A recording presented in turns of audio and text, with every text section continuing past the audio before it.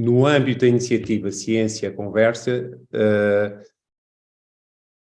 aceitei o convite para moderar a sessão que terá como tema o papel do desporto no desenvolvimento regional. Esta sessão pretende fazer a ponte com o Dia Internacional do Desporto ao serviço do desenvolvimento e da paz, que se celebra a 6 de abril.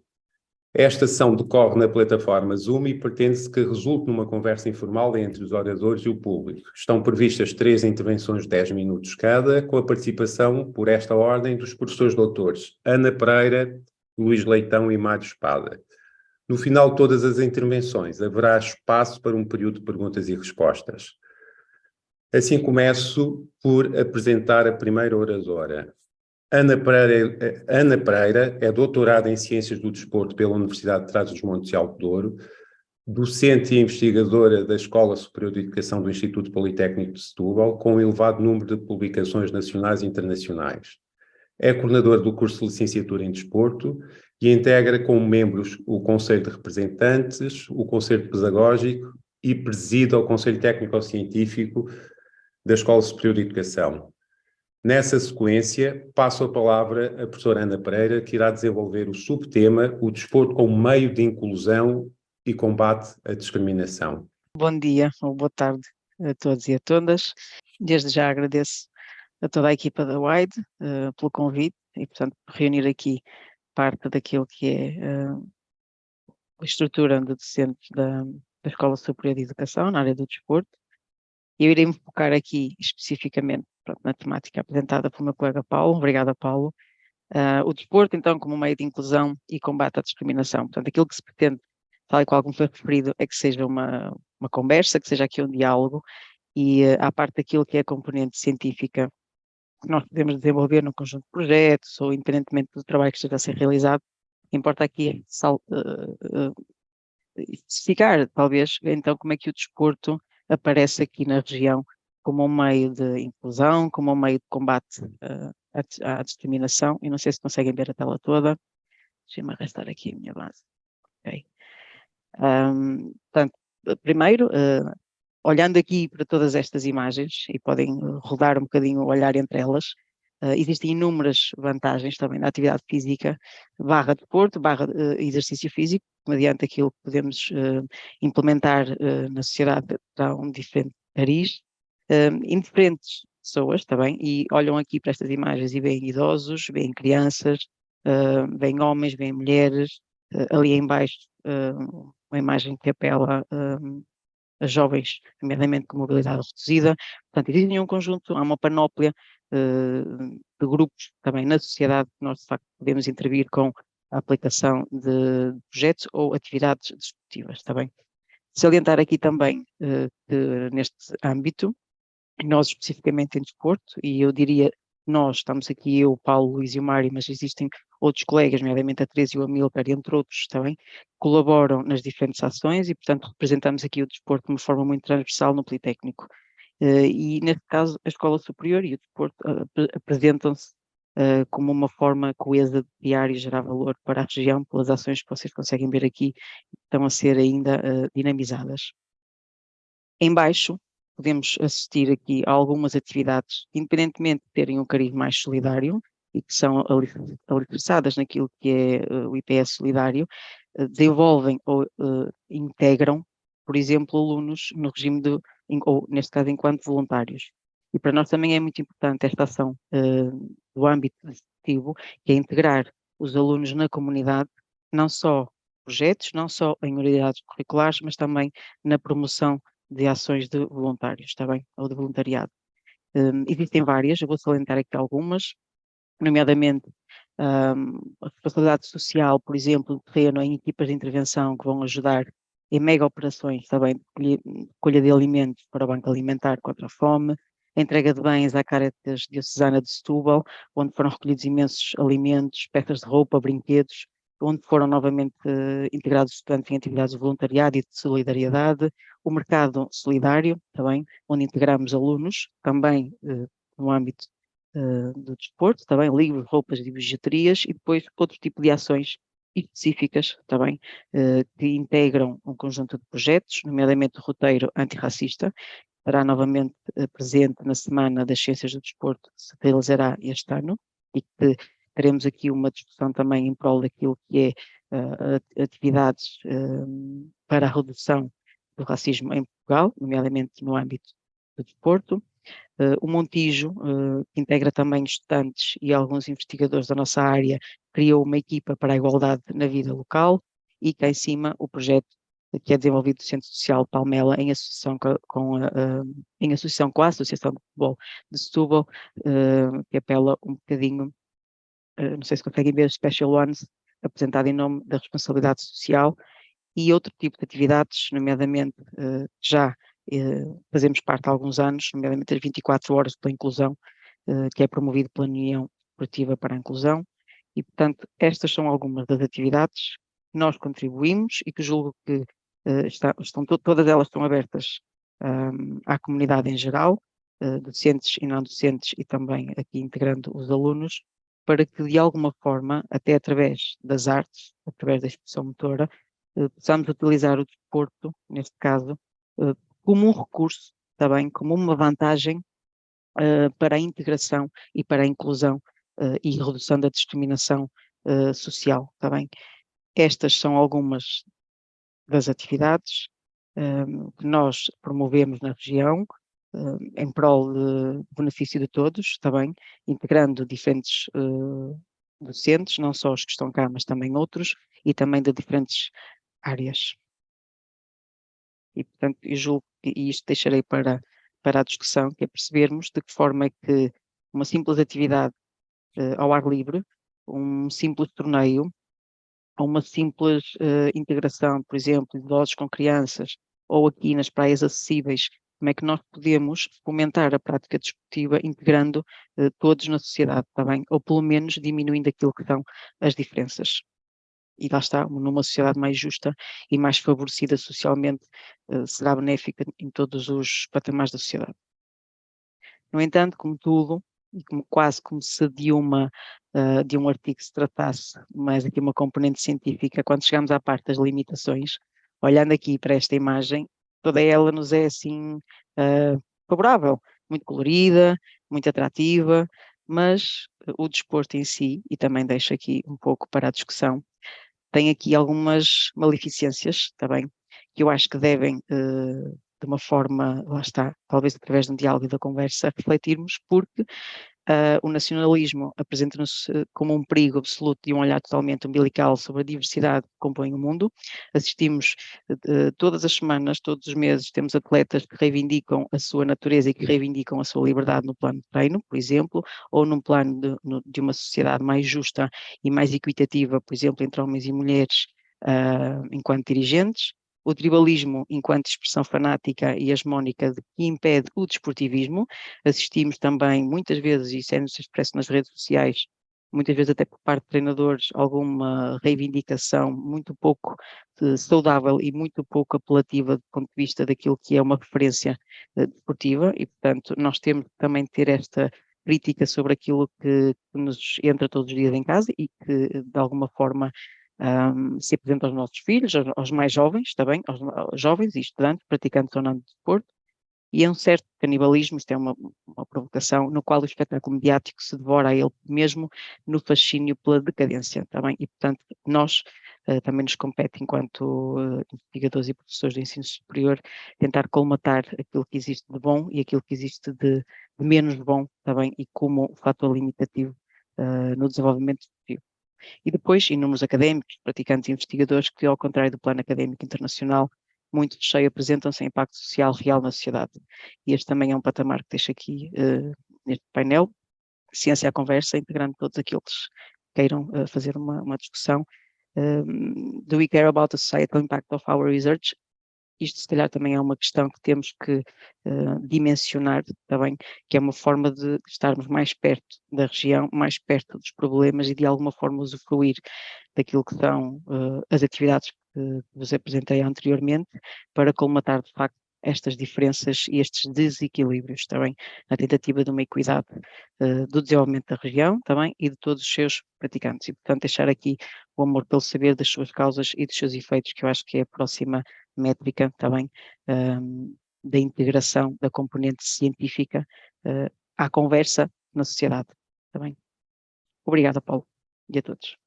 Professora Ana, muito obrigado pela intervenção. De facto, contextualizar a problemática em torno da inclusão é algo desafiante.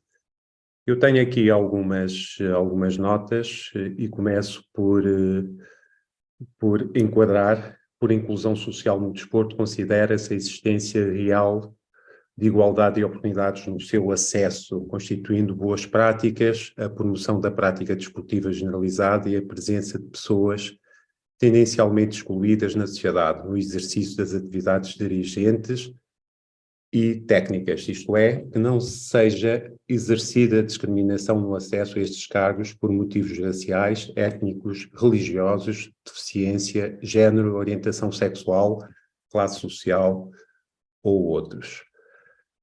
De seguida, irei apresentar o segundo orador.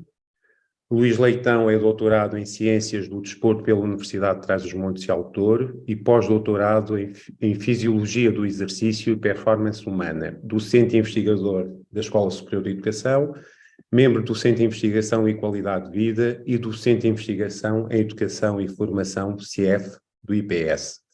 Investigador com mais de 20 artigos JCR, editor e revisor em múltiplas revistas, Web of Science, áreas de interesse, envelhecimento, fisiologia do exercício, treino de força. Passo imediato a palavra ao professor Luís Leitão, que irá desenvolver o subtema Península de Setúbal e o exercício físico, fatores para o aumento da saúde e qualidade de vida.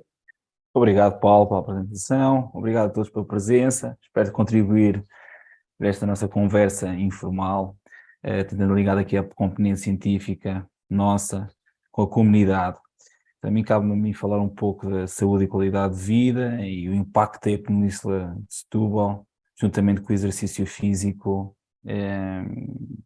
na comunidade. Conseguem visualizar a minha apresentação? Luís, sim. Tá? Ok. Todos nós sabemos que saúde e qualidade de vida é o que todos nós pretendemos, não é? Independentemente dos fatores que dela derivam, é o que todos buscamos, ou seja, temos saúde e sentirmos bem com nós próprios. Sabemos que há uma relação completamente direta entre saúde e qualidade de vida, ou seja, ambas são afetadas entre elas, ou seja, se conseguimos obter uma excelente qualidade de vida, em princípio iremos ter significado que temos uma boa saúde, pois a saúde é um fator intrínseco mensurável por algumas pessoas de qualidade de vida, de percepção de qualidade de vida. A Península de Setúbal, o local onde nos localizamos, é um excelente local para potenciar esta qualidade de vida. Vemos que a Península Sul apresenta praias de excelente qualidade, algumas delas consideradas melhores da Europa. Temos também a Serra da Arrábida, com paisagens deslumbrantes, uma serra magnífica para ter atividades de esportes de natureza, um curso que está presente na oferta formativa do Instituto Politécnico de Setúbal, através da Escola Superior de Educação na área das Ciências do Desporto.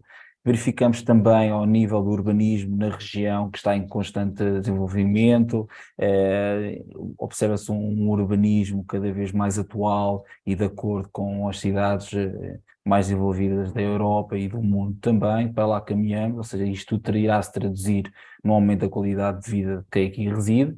Verificamos também que os acessos e transportes estão em crescente expansão, verificamos aqui com a parte do governo a incluir a Península de Setúbal no passe mensal dos transportes de Lisboa, que diminuiu drasticamente o custo financeiro de todas as pessoas que o usam e facilita o acesso aos seus empregos, a ginásios, a áreas de atividade física e todas as zonas de interesse que a população possa vir a ter.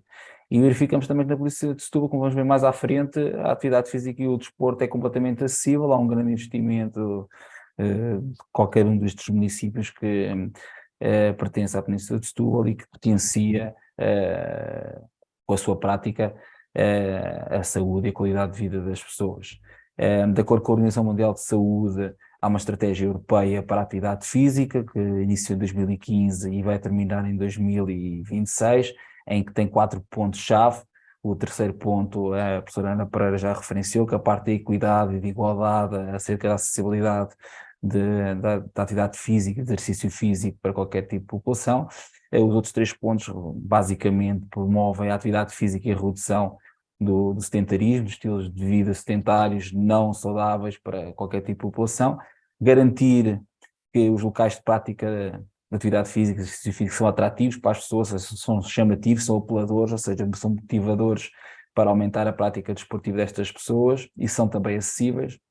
E o último ponto é que se debate com as barreiras que se encontram e a facilitar a realização da atividade física, que nos dias de hoje conseguimos observar grandes melhorias em relação aos últimos anos atrás, com o investimento em infraestruturas desportivas, parques desportivos, jardins, urbanismo a funcionar em conjunto com este ponto de promoção e de remoção para facilitar a prática da atividade física, aumento da atividade física. Nós vemos aqui no município de Setúbal, que em parte pública promove diversos programas de atividade física que têm em vista aumentar os níveis de atividade física, como temos aqui alguns exemplos: o Setúbal Bay, o programa de pequenino, o desporto nas escolas, o ativo dos 0 aos 100, o desportivamente em reforma, os jogos do SAD. Isto são vários exemplos que o sistema público oferece à comunidade para potenciar a prática da atividade física, e neste caso do exercício físico, que se irá de acordo com a literatura e com estudos que comprovam, está comprovado cientificamente, que potencia a saúde das pessoas e aumenta e tem uma relação direta com a qualidade de vida destes. Também vimos na componente privada que há muitas associações de cariz privado que investem na promoção da atividade física. Verificamos que há mais de 40 ginásios só na Península de Setúbal, ou seja, há muita oferta privada, não só pública, mas também privada, de forma a fomentar todos os interesses dos seus praticantes. Verificamos em Setúbal, aqui na parte das infraestruturas desportivas, verificamos que Setúbal tem vários complexos, como o Complexo da Vaz, a Bela Vista, as Pedreiras do Viso, o Forte da Bela Vista e a Cova da Canastra. Tem mais de 10 parques e jardins só na cidade de Setúbal, mais de 10 pavilhões desportivos, mais de 5 piscinas cobertas na Península de Setúbal. Ou seja, em termos de infraestruturas, verificamos que está altamente potenciada e fomentadora da prática da atividade física. A nível da remoção das barreiras e promover a atividade física, que é ao nível da região, vê-se claramente o investimento no desporto. A Serra da Rábida pode ser potenciada mais do que atualmente porque a qualidade que tem, os trilhos que podem ser feitos, toda a atividade física que lá pode ser feita é potenciadora de saúde e qualidade de vida das pessoas. E nós também contribuímos para isso, nós, Instituto Politécnico de Setúbal, com a formação de técnicos de desporto. Nós, no caso da Escola Superior de Educação na área da Ciência do Desporto, nós temos uma licenciatura em Ciências do Desporto que forma técnicos especializados em desporto de uma forma geral, vai de encontro à grande maioria das modalidades mais praticadas, fomentar a prática da atividade física. E também temos o nosso curso CTESP em desportos de natureza, específicos para desportos de natureza, em que cria competências e forma técnicos especializados só para desportos de natureza. Portanto, do ponto de vista da saúde e da qualidade de vida, verificamos que a nossa península contribui eficazmente e eficientemente para a qualidade de vida e saúde dos seus residentes, e não só, também do forte cariz turístico que apresenta a nossa península e que potencia a sua saúde e qualidade de vida de todos os que nelas residem, temporariamente ou permanentemente. Penso que não ultrapassei o meu tempo de apresentação. É consensual dizer-se que praticar atividade física ou desporto, manter o corpo em movimento, é um dos principais pilares de uma vida saudável, adicionado a outros hábitos, como nós sabemos, como uma boa alimentação equilibrada. O exercício aumenta os seus benefícios. Quando a atividade física é estruturada com o objetivo de melhorar ou manter a estrutura muscular, a flexibilidade e o equilíbrio, falamos de exercício físico. Neste caso, o mesmo deverá ser orientado por profissionais devidamente habilitados, e é o que nós fazemos na Escola Superior de Educação. De seguida irei apresentar o terceiro e último orador. Mário Espada iniciou em 2022 o segundo pós-doutoramento em Motricidade Humana, na especialidade de Ciências do Desporto, pela Faculdade de Motricidade Humana. Concluiu o pós-doutoramento em Motricidade Humana, também na especialidade em Ciências do Desporto, em 2015, na Universidade Estadual Paulista, São Paulo, Brasil. Doutorado em Motricidade Humana, na especialidade de Ciências do Desporto, em 2013, pela Faculdade de Motricidade Humana da Universidade de Lisboa.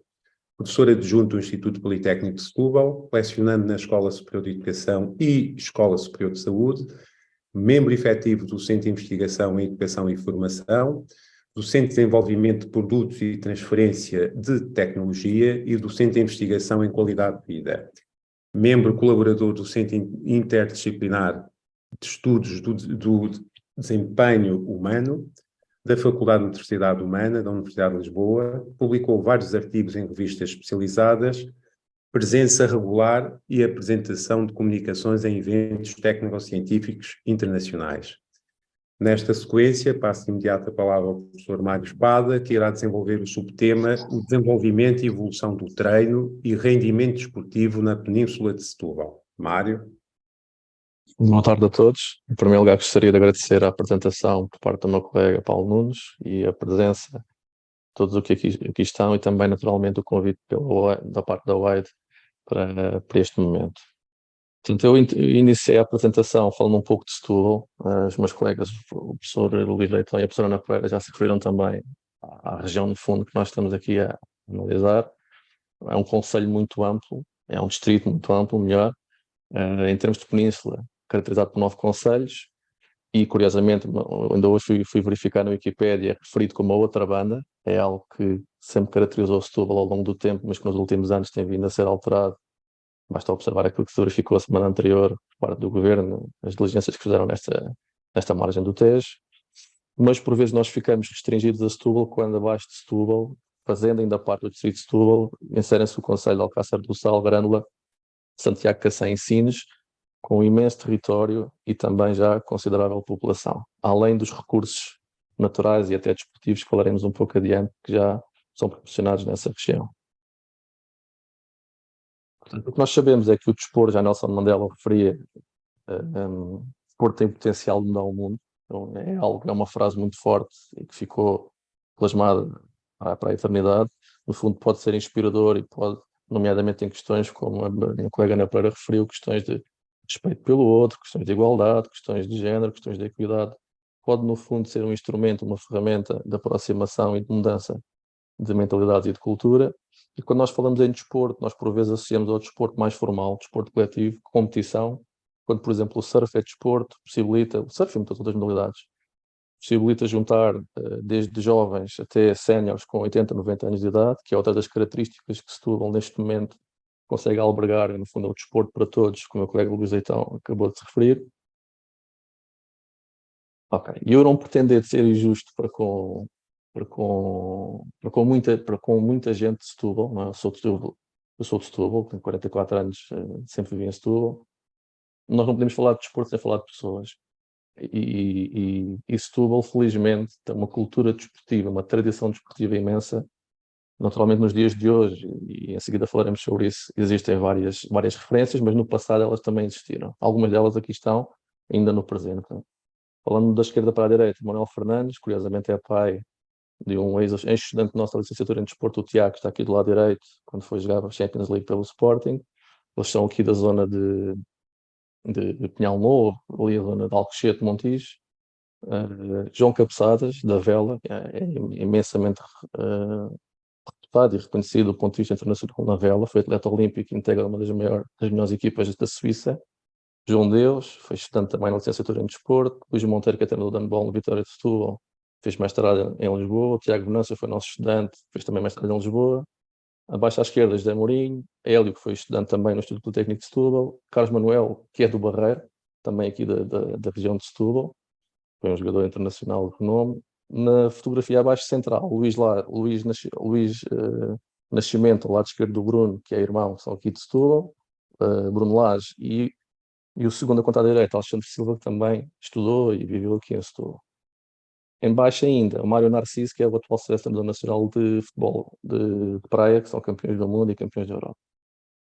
Atualmente, alguns dos nomes que caracterizam, isto são no fundo embaixadores de Setúbal, porque na cidade em que nós vivemos hoje, as redes sociais, a comunicação, está muito associado à imagem, falamos de Cristiano Ronaldo, toda a gente fala de Cristiano Ronaldo, neste momento Alcochete tem a Academia Cristiano Ronaldo, já não há a Academia do Sporting, tudo tem o seu peso.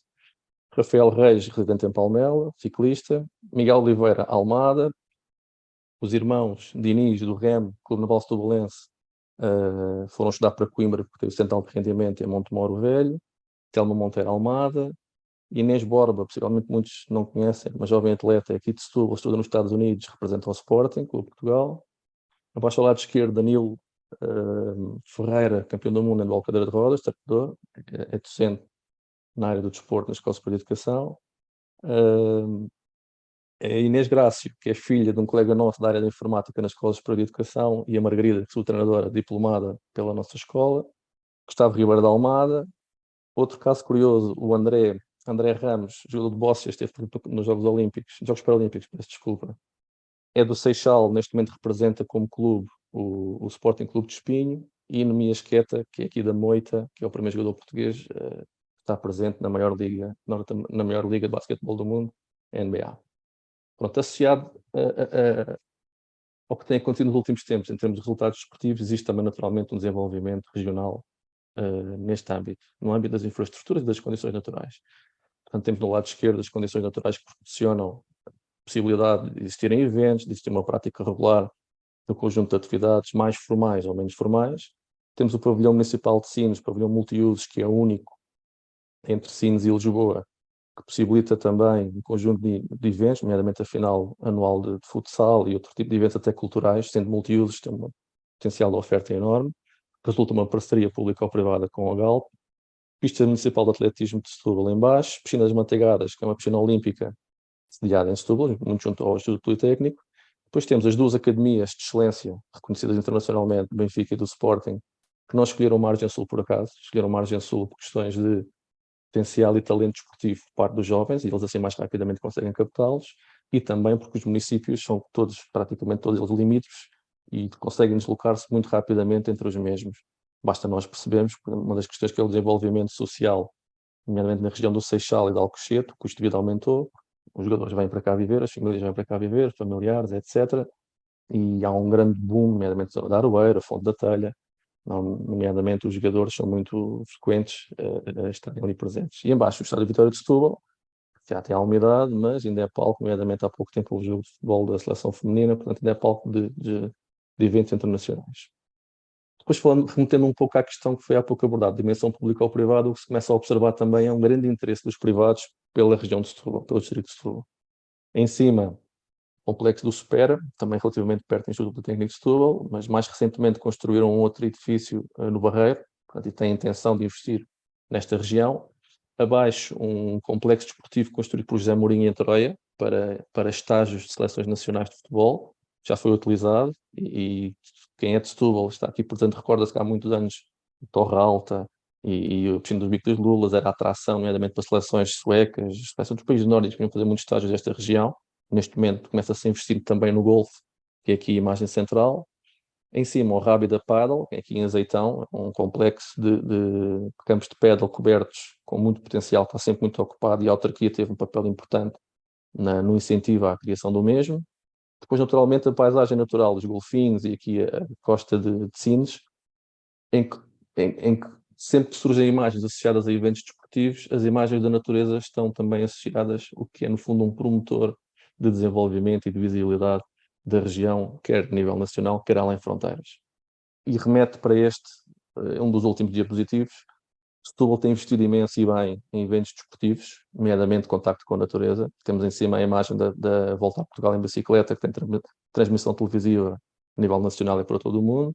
Uma etapa da Taça do Mundo de Águas Abertas, que dá apuramento para os Jogos Olímpicos, que também tem visibilidade em todo o mundo. E só para ficarmos com uma ideia, a semana passada, no domingo, esta semana, terminou, houve um evento de triatlo em Setúbal que envolveu 900 atletas. Foi vencida por um atleta belga, mas foi um evento internacional, mesmo dentro da cidade de Setúbal. Depois, do lado direito, imagens sociais que estão também a alavancar o potencial e a visibilidade de Setúbal, muitas delas associadas ao desporto. Também temos aqui José Mourinho, Seara em Troia, temos em cima Jeff Bezos, não tem a ver com desporto, mas está a promover, no fundo, uma região, a região mais a sul, Melides, etc., que está ali associada àquela zona de Porto Covo, Sines, que aí sim tem grande relação com Setúbal. Madonna, andar de cavalo, que também potenciou essa região, agora fala-se de investimento externo naquela zona de forma muito abundante. E o Pichard, toda a gente conhece, treina aqui em Setúbal, reside também aqui no distrito, e também ele, pelos resultados desportivos que alcança, está a promover naturalmente esta região. Para terminar, uma vez que isto é uma conversa, e eu não me quis alargar muito, penso que estou no tempo, deixo aqui algumas perspectivas minhas, e para nós discutirmos e conversarmos uns com os outros, sobre possíveis desafios, oportunidades e também ameaças. No fundo, reter atletas no âmbito da sua formação académica e quando profissionais no âmbito laboral, como foi perceptível ao longo das imagens, muitos dos atletas ou foram para o estrangeiro treinar, ou foram estudar para Lisboa, Coimbra ou Porto. É uma realidade em Setúbal que tem tendência a melhorar, mas da qual ainda não, entre aspas, Setúbal não se libertou. Nomeadamente porque esses locais têm centros de alto rendimento e têm outras condições, proximidade.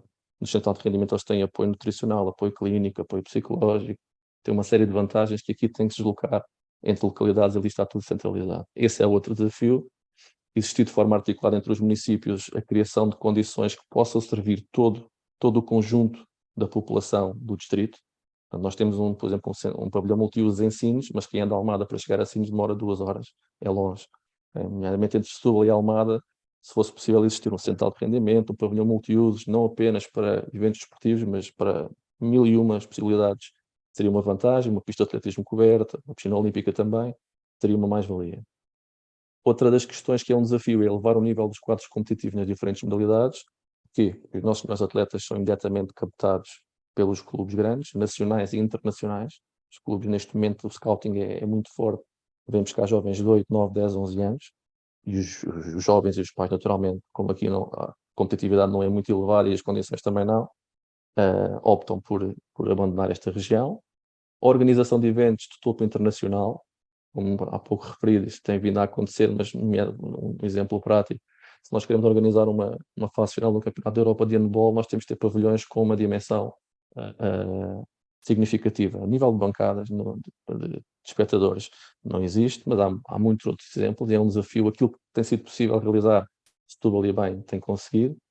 Continuidade e incremento de publicações e projetos científicos tem mais a ver com a nossa área de investigação. Felizmente, neste âmbito do desporto, nos últimos anos, tem havido um incremento muito significativo de publicações, porque felizmente temos uma amostra muito abundante. Nós rapidamente conseguimos acesso a clubes, a outras instituições em que conseguimos recolher dados, dar apoio ao treino, e isso é também catapultado para possíveis projetos, nomeadamente Erasmus, no âmbito da Eudros. Temos possibilidades, temos estudantes de Erasmus, temos algumas relações internacionais, é um desafio também. Pronto, e talvez o desafio maior pode estar articulado com todos estes que foram anteriormente referidos, é a NUTS da Península de Setúbal, que vai ter lugar ou vai ser implementada a partir de 2027, mas 2027 é já ali. Não é? Portanto, há aqui um conjunto de oportunidades e de mais-valias que poderão ser canalizadas para tornar o território ainda mais atrativo. Em termos de ameaças, o aumento da densidade populacional, Setúbal cresceu imenso nos últimos anos e traz consigo, este crescimento traz consigo algumas complicações, nomeadamente o custo de vida da região. É muito apelativo, como há pouco foi referido, a Serra da Rábida, o distrito tem tudo. Quem quer praticar vela, o mar é calmo em determinados locais. Quem quer surf, outros locais também oferecem surf. Temos a serra, temos os clubes, temos uma panóplia de modalidades. Portanto, isso tem conduzido a que muito, nomeadamente estrangeiros, se tenham fixado em Setúbal, e isso é também um desafio, nomeadamente o aumento do custo de vida. A gestão de rede de transportes e deslocação na região é muito evidente e nós deslocamos no dia-a-dia, não é? Nós, sem trânsito daqui até Lisboa, demoramos 25, 30 minutos, com trânsito de 2 horas, e já entre cidades começa a ser complicado deslocar-nos, nomeadamente a partir das 4h30, 5 horas, de Setúbal para Moita ou de Barreiro para o Seixal, que antigamente era relativamente rápido, hoje em dia é um desafio. E o último, e não menos importante, talvez o mais importante destas ameaças, a proteção dos espaços naturais do território. Setúbal tem um património imenso do ponto de vista natural e é um desafio, nomeadamente, para o fim de semana temos a serra ocupada por ciclistas, por corredores de trail, e é importante nós termos esta salvaguarda de manter aquilo que é uma mais-valia da região. Muito obrigado pela atenção. Mário, nós é que agradecemos. Agradeço aos colegas pelas excelentes intervenções. Antes propriamente de abrir o espaço ao debate, eu gostaria de fazer aqui uma pequena reflexão, dizendo-vos que a noção que nós temos daquilo que é bem feito ou mal feito potencia a inclusão social pelo desporto. Ao promover a cooperação, a tolerância e o respeito pelo outro, a lealdade, a amizade e os valores associados ao fair play. Na realidade, o desporto não se encontra à margem das sociedades. Isto é um saber comum. E desse modo, a discriminação que aí se expressa tenderá a ser tanto maior quanto as desigualdades sociais e os preconceitos étnicos, religiosos, de género, de deficiência e de orientação sexual.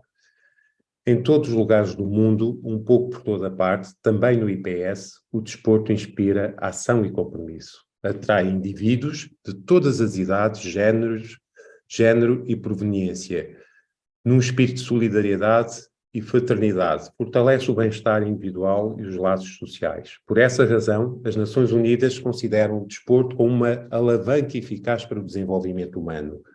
Muito agradecemos a vossa atenção e entraremos para a fase seguinte desta iniciativa, abrindo espaço ao diálogo, perguntas e respostas. Portanto, a Raquel lançou um desafio no sentido de ser colocado no chat eventuais questões. Não me parece, Adriana, peço desculpas. Olhando aqui para este espaço, não encontro.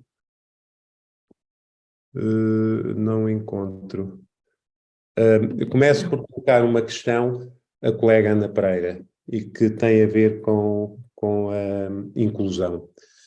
Confesso que não é de todo original, uma vez que ontem à noite trocamos algumas impressões sobre como iria decorrer esta ação, e eu toquei num aspecto que me parece pertinente e que está extremado e que tem a ver com os lares de terceira idade. Eu confesso que reajo muito mal quando ouço notícias que nada são abonatórias, como os nossos idosos são tratados em lares. Portanto, numa sociedade em que muito se apela à inclusividade, aquilo que se vê são exemplos de exclusividade. Ou seja, as pessoas são excluídas dos seus entes queridos, são excluídas daquilo que é social, esperam que a fatalidade apareça e, por vezes, as qualidades são paupérrimas.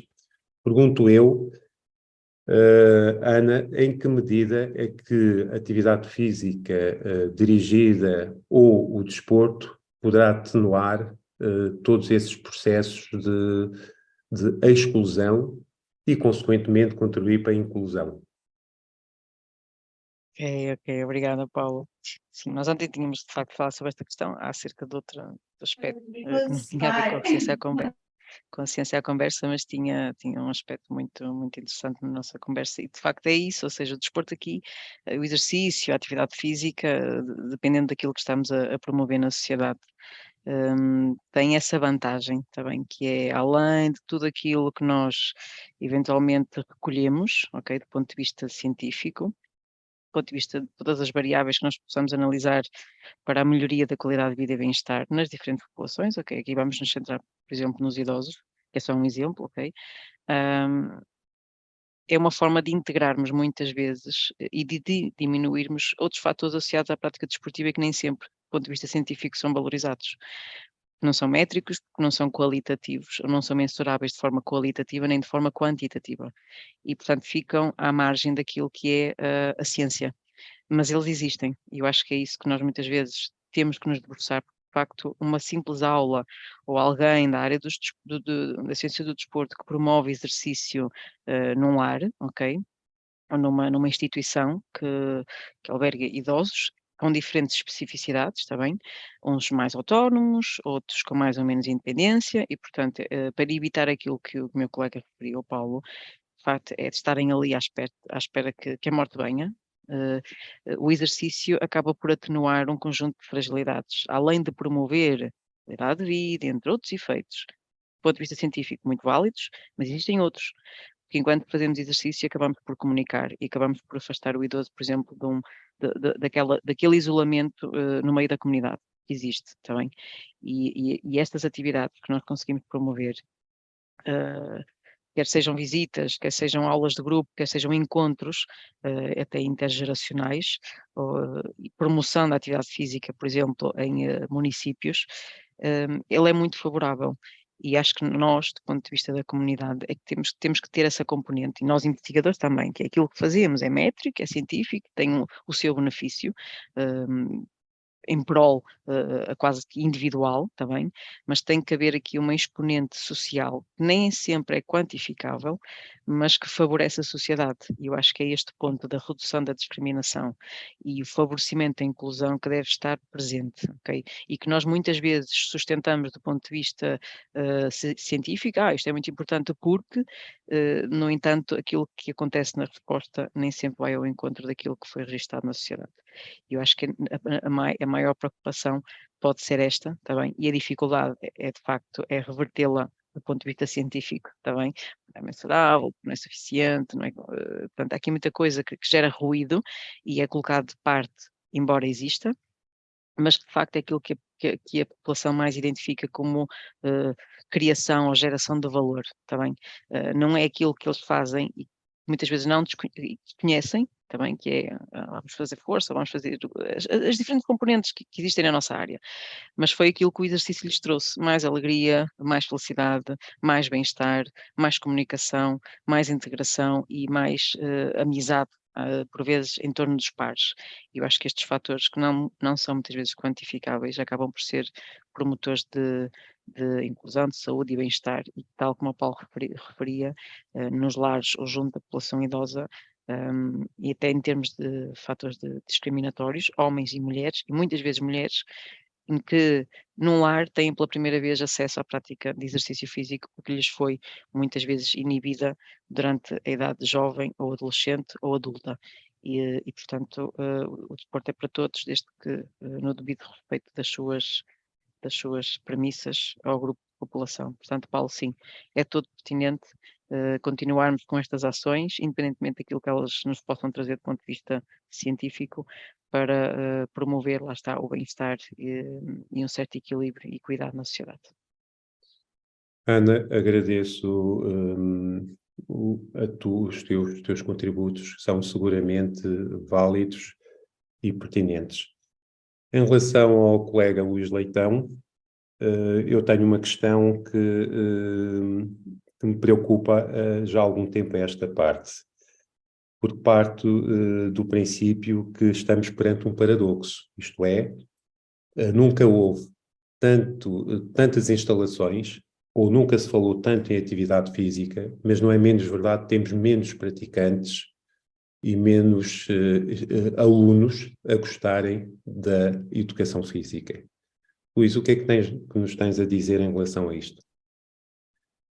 Bom, em relação à tua questão, Paulo, concordo em parte, outra parte concordo parcialmente, depende da faixa etária que estamos a falar. Tu referiste basicamente, especificamente aqui a parte das crianças, e a prática de atividade física e exercício físico tem uma barreira que para muitas crianças existe por causa da realidade que elas dizem viver, que é a parte das redes sociais, das novas tecnologias, e que acaba por retirar muito interesse da atividade física, exercício físico, e que as motiva para outro tipo de atividades mais sedentárias, e que daqui a uns anos, por certo, iremos investigar, nós no Instituto Politécnico de Setúbal, das vertentes de desporto e na vertente de saúde, os impactos que tem esta inactividade nestas faixas etárias críticas para o desenvolvimento de cada um dos indivíduos, não é? Porque se por um lado temos as crianças a praticarem menos atividade física, por outro também temos, se calhar após Covid, um grande aumento de praticantes de exercício físico, que viram no exercício físico uma escapatória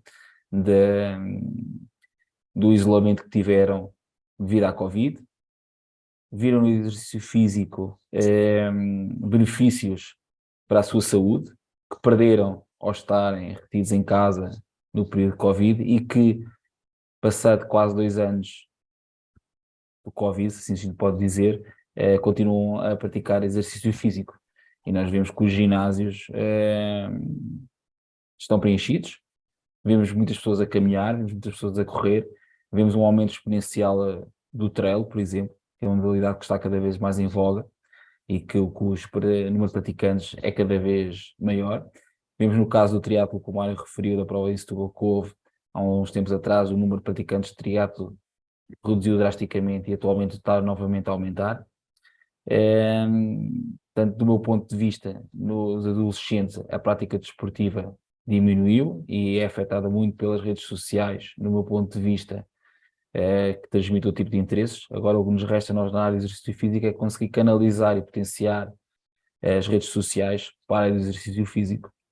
Eu acho que isto aqui é um dos problemas que nós temos na sociedade dos dias de hoje, é também aproveitar as redes sociais, que são tão utilizadas por esta população, e virá-las para a parte da saúde através da prática de exercício físico.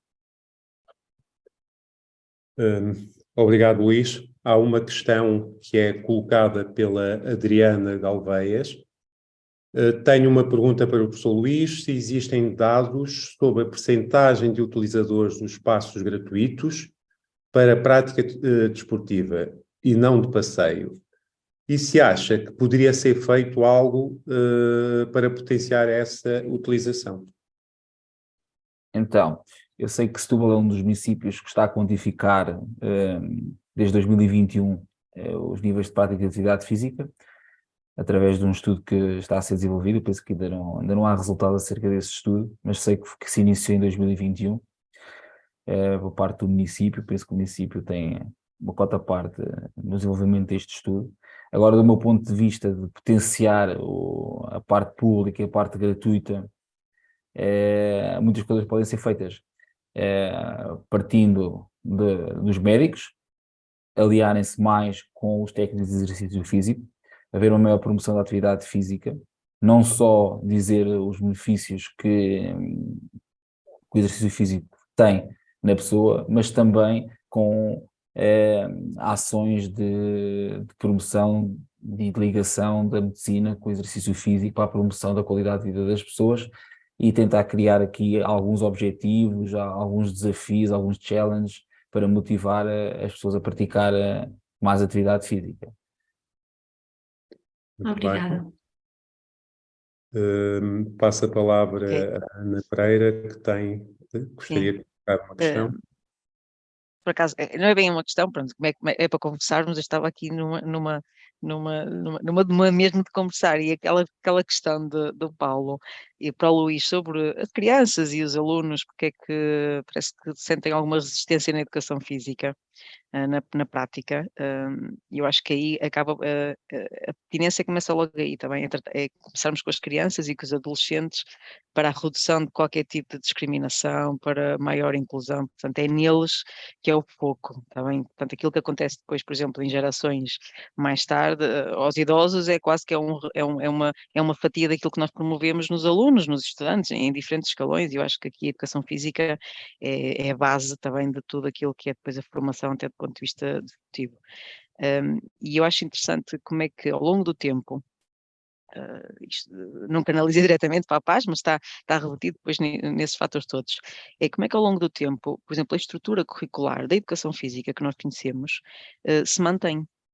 Portanto, porque é que nós, ao nível do ensino superior, e quando eu falo no ensino superior, falo especificamente em alunos de desporto acima dos 18 anos, na sua maioria, e porque é que nós somos muitas vezes incutidos às tais reformulações que têm que ir ao encontro daquilo que é a sociedade internacional, e vamos renovando, aproximando-nos mais da sociedade, está bem? Os fatores de inclusão, mais disciplinas dedicadas à ética, à deontologia profissional, porque ela é necessária. e nós, na educação física, não assistimos a uma renovação dos conteúdos. Seria interessante, talvez, que os nossos jovens também tivessem a oportunidade de saírem deste contexto formativo, que é o voleibol, o handball, o basquetebol, o futebol, que é sempre o mesmo ao longo do tempo. A mesma educação física que eu fiz, se calhar, foi a mesma do Paulo, foi a mesma do Mário, foi a mesma do Luís, e, portanto, isso, se calhar, é que as minhas filhas vão fazer, e, portanto, não se aplica. Porque é que nós hoje não temos estes espaços que nos mostraram aqui nas imagens? Porque é que mais crianças não utilizam? Na própria educação física, no desporto escolar, porque é que não é aqui que nós promovemos mais o culto pela educação não só do ponto de vista físico, tá bem?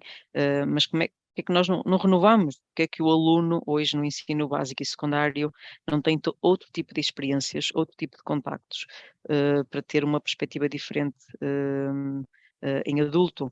Em algumas escolas já assistimos, por exemplo, a clubes a dinamizarem o desporto escolar. Porque é que o desporto escolar de facto não é a base do associativismo? Há aqui alguns fatores que eu acho que seriam interessantes do ponto de vista desta discussão, ou seja, desta evolução que se tem assistido, e eu acho que podem contribuir também para uma redução da discriminação e uma maior inclusão. Portanto, acho que há outras componentes da educação física que de facto devem ser analisadas para que possam promover aqui um desporto mais ativo e mais positivo. Está bem? Mas sim, de facto, parece-me muito pertinente pensarmos também nessa componente dos jovens e da educação física aqui para a melhoria do bem-estar e da inclusão. Sim, e eu acrescento que de facto é na escola, e é a escola que garante que quase a totalidade da população possa ter acesso às primeiras experiências com a atividade física e com o desporto, e experiências de um modo organizado e competentemente dirigidas. O Mário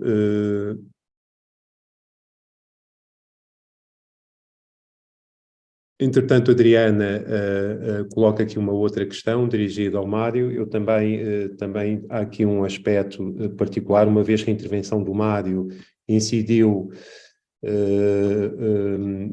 também ao nível do desenvolvimento organizacional, mas darei expressão à questão que a Adriana coloca. Professor Mário, sendo a região rica em desportos de alta competição, e ligando também aqui com o comentário da professora Ana sobre o desporto nas escolas, qual a sua percepção em relação ao envolvimento dos pais? Fomentam o desporto de competição nos seus filhos? Esta é uma questão. Mário, talvez estás sem som. Talvez seja preferível... Desculpem. Talvez seja preferível eu colocar já a questão que tenho e dando-te a oportunidade de gerir a resposta da forma que entenderes. Portanto, sendo o desporto um direito constitucional, não é menos verdade que as autarquias, numa lógica de utilizador-pagador, poderão contribuir ou não para que esse direito seja assumido e consagrado, mas no fundo aquilo que eu sinto é que há imensas famílias que, ao arrepio daquilo que se pretendia, não têm os seus filhos inscritos em atividades municipais ou mesmo clubísticas pelos valores que são pedidos. Pergunto, Mário, se não é a altura de se procurar outras formas, outros modelos que de facto permitam a democratização das práticas da atividade física e do desporto. Temos aqui conversa para o resto da tarde, começando pelo que a minha colega Ana Pereira levantou do Programa Nacional de Educação Física e que a doutora Adriana colocou aqui no chat. Eu lembrei-me de colocar isto nos diapositivos, que é de facto, são duas questões muito relevantes e que condicionam o desenvolvimento desportivo e até social. Na minha perspectiva, o programa não é adequado à sociedade que nós temos, em várias perspectivas, na frequência semanal, na duração das sessões. Nós temos sessões de 45 minutos, arrumar o material e nós, entre aspas, espremermos o tempo útil da aula é muito reduzido. Nós temos os países do norte da Europa, já alguns com 4, 5 dias de frequência de educação física. Temos os países nórdicos com a tradição de ter escolas abertas em que as crianças circulam pelos bosques, passam a estrada, tornam-se autónomas por via daquilo que se proporciona em termos de contexto social e desportivo. E isto, naturalmente, se nós podemos relacionar com a etapa de base de formação desportiva, a minha colega Ana falou ali do desporto escolar. Eu concordo com o desporto escolar, mas acho que deveria haver aqui um outro modelo. O desporto escolar tem muito apoio, tem muitas verbas.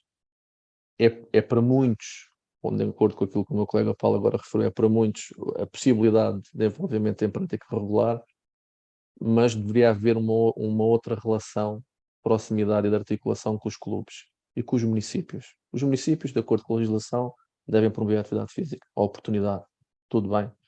Mas depois há aqui um gap que nem sempre é preenchido. Nós vamos ao estrangeiro, nós felizmente viajamos no âmbito das bolsas de Erasmus. As universidades e instituições politécnicas no estrangeiro funcionam entre as 8 e as 2, 3 da tarde e a partir daí abrem-se à comunidade. Não é? Vemos os clubes a vir para dentro das instituições. E este é um exemplo que Portugal ainda não... Pontualmente isso acontece, né? FMH, no Porto, isso acontece. Mas não está enraizado, entre aspas. E os nossos jovens, por vezes, terão até às 11h30 da noite. Depois vão chegar a casa, jantar e dormir. Referindo-me aqui ao que a Adriana está a indicar relativamente à competitividade que os pais incutem. Que é outro assunto errado, mas aí tem muito a ver com a comunicação social. Há uma excessiva pressão em obtermos resultados muito cedo. Até por questões financeiras.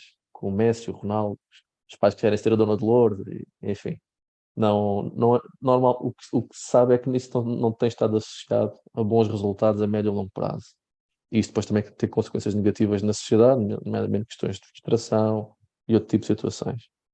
Agora, de facto, aquilo que o professor Paulo também referiu do acesso à prática desportiva, quando eu era jovem nós não pagávamos para jogar futebol nos Pelézinhos aqui em Setúbal, ou natação, quando éramos federados e representávamos o clube, deixávamos de pagar mensalidade, havia estes incentivos.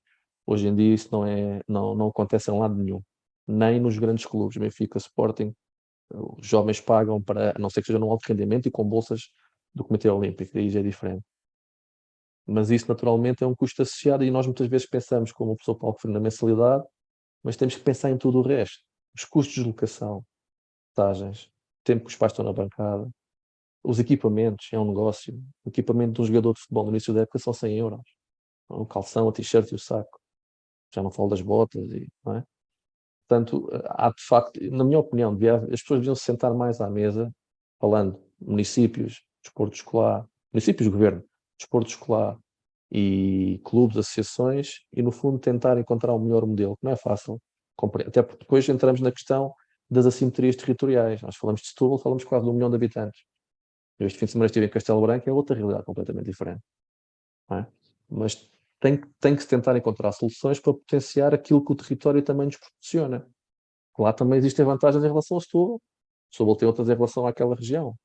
E penso que tudo passa por um diálogo, sabendo de nós estas questões, não envolver os jovens excessivamente de forma precoce em competição, as mensalidades serem acessíveis, são questões, a articulação entre os horários escolares e os treinos, são questões determinantes para o sucesso desportivo. Resta-me agradecer a todos a vossa presença, dizer-vos que foi com elevado prazer que moderei este painel, submetido ou relacionado com a ciência à conversa. Agradecer ao AIDE o convite feito e aos colegas Ana Pereira, Luís Leitão e Mário Espada, um agradecimento especial pela vossa participação e muito obrigado a todos.